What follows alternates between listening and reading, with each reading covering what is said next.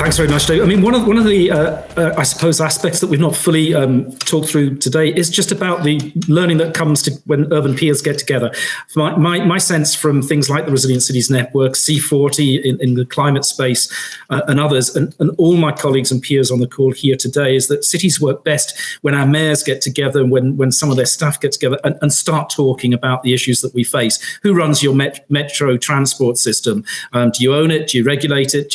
How the fares work out? Simple questions like that. Who gets to decide? Who's the person that makes the fundamental decision if there is an emergency, like a chemical spill? Is it the police service, or is it national government? So forth. Questions like that, which then lead to that broader conversation, I think, about, so where are we all going? How can we make common cause together as cities around the world towards national governments? Is there a form of internationalism to answer the planetary challenges we face, as you've just said, David? And if there isn't on a national government level, could we still do it anyway? Because cities work together in these various networks, and because we like to learn from each other, we're curious, and that's a great attribute. One final thing from me: Glasgow next year will celebrate our 850th birthday since our formal incorporation as a borough. We're much older than that, but it's a point at which we arrive literally on the map, and we're looking ahead with our citizens for the next 50 years about the kind of society they want to build with us and to co-create, as I said. We've also looked back 50 years, and we should look back at times at history and think of the good things that have happened. It's not just technology, but the social change. 50 years ago, if someone had suggested in Glasgow that gay marriage or equality for women would be an obvious thing, they might have been laughed out of the room, and yet we've managed these things, and we have become more resilient and kinder and more equal as a society, whilst there are glaring inequalities still. So I think we should bank some of the good things and know that we can make changes that are positive as we look ahead. And I just returned to that final point from me, David. Active democratic engagement with communities is at the heart of a more resilient city, in my view. Actually, it's always good to come back and give, what is the hook? What is the one thing you want people to remember? And increased democracy, increased engagement, increased ownership would be there. Constantina, do you want to come in? Yes, thank you. I'm going to try and actually summarize a few points.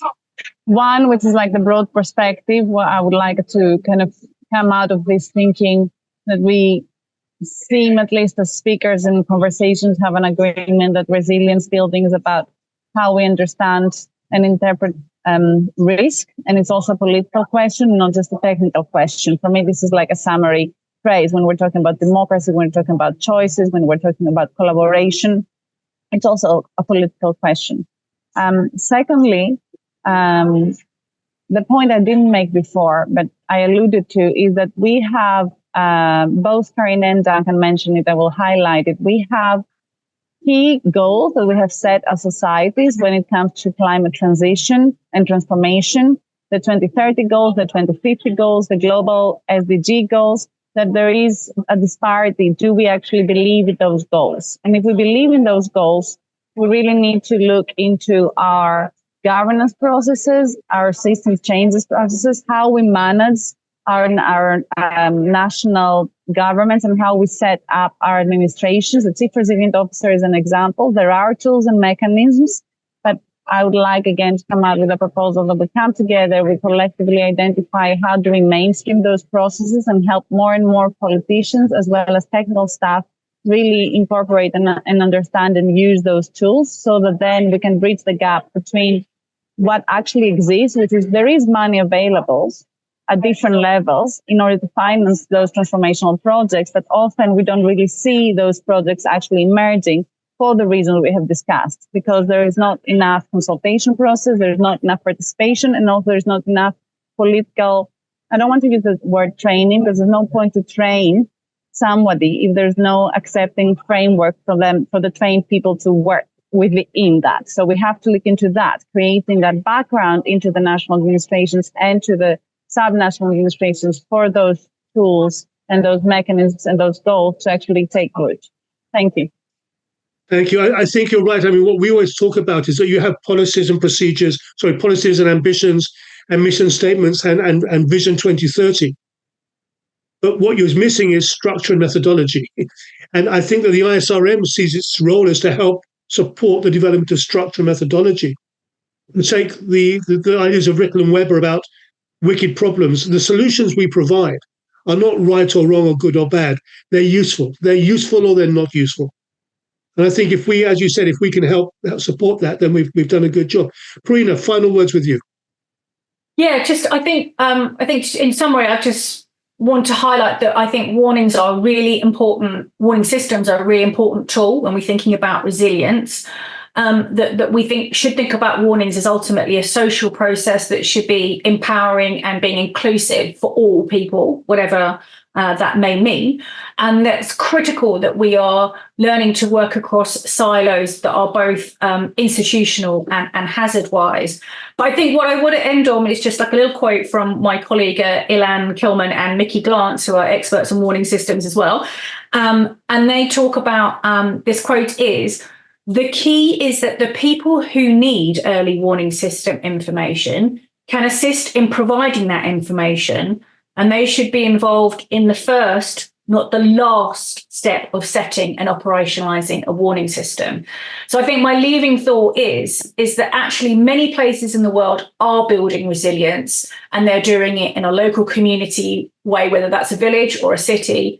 But part of that is by the community, the people themselves being part of that processes and telling the government agencies what they need or want, what they can or can't do in order to generate a plan, a warning system, resilience that is functional, has longevity, and will actually work for that community. So really, the key decision maker should be the vulnerable people and populations or their representatives. So that's kind of what I'm seeing as some of the successes for the warning systems that we've seen globally. Thank you. Thanks, Karina. Thanks to everybody. It's interesting, Karina, the working title for my doctorate thesis was From Command and Control to Support and Adapt. It was no longer command and control. It was very much about that, based around some of the lessons from Katrina 2005. That wasn't the final title, but that was where we were moving to. And I think the ISRM really has been dedicated to that since then. I would like, on behalf of everybody here, to thank everybody. And Andrew Blaze, it is very Northern Hemisphere dominated. That's because we can't get people in the Southern Hemisphere to wake up in time. But we will get you on next time. We do have actually Sheila Patel coming in from India. We also are trying very, very much to get a diverse and diffused narrative here. Andrew, will be delighted to have you on future events, as you have supported us so well in past events. I'd like to ask everybody to just show your appreciation for our panelists, which you can either do by putting a thank you in there or sending £50 to the ISRM. Either way, we'd be appreciated. I hope that this is just a starting point of a dialogue. It is not. We do not see these as isolated events, but part of an ongoing dialogue, an ongoing process. If anybody would like to contribute a paper to our journal, special edition journal on this, what is resilience reconfiguring for 2020, we'd be delighted to receive that. Please do so. And we will be following up with other information. We have other information coming up. But all I can do say is thank you, everybody, for your support for this event and for the ISRM in general. Thank you to our panelists. I'm sure that a lot will be going on further from here. So hopefully you leave here knowing a bit more than you did, and hopefully also just slightly inspired and believing perhaps the world is a better place than you thought it was an hour and a half ago. I think that what puts us all in the same boat is we actually believe that we can make a difference. We do believe that. Sometimes we just have to battle our own organizations to get there. That's the problem about it. But we are trying our best. Listen, thank you to everybody. It's been a fantastic way to spend an hour and a half.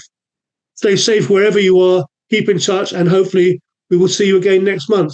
Thanks to everybody. Cheers.